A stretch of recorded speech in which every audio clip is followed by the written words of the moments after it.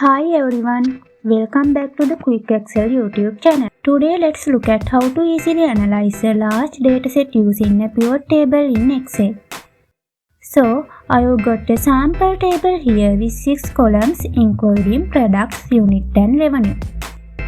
This table shows the sales data of a company for the first 20 days of January, including the products sold, sales people, quantity and the revenue generated. It is a combination of a lot of data that can be quite hard to understand when viewed as a normal table. But let's see how we can use a pivot table to simplify this. First, go to the Insert tab and click on the pivot table icon.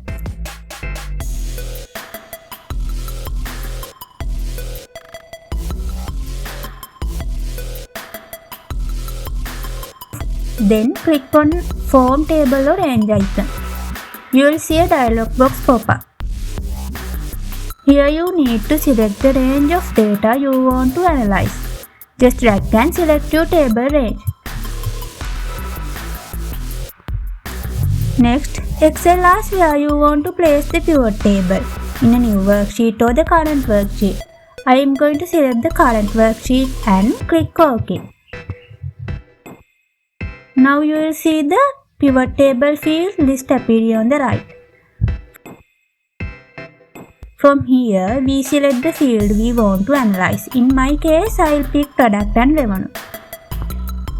So now product will show up as row labels.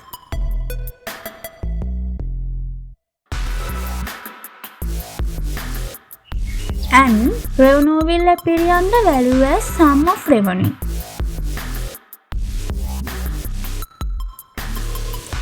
By default, Excel name it sum of revenue. If you want to change that, click on it and try rename it.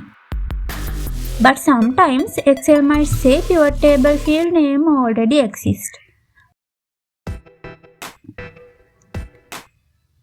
No worries, just add a space at the end or change it slightly and it will let you rename it. This pivot table now clearly shows the total revenue for each product. Much easier than trying to find it manually in the big table.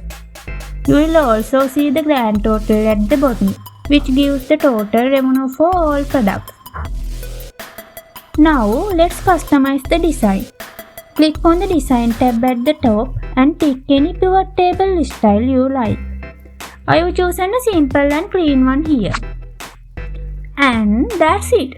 That's how easy it is to create and use a pivot table in Excel. If you got any questions, drop them in the comment and I'll help you out. If you found this video helpful, don't forget to like, and for more useful Excel tips, make sure to subscribe to the channel. Thanks for watching and I'll see you again in the next video.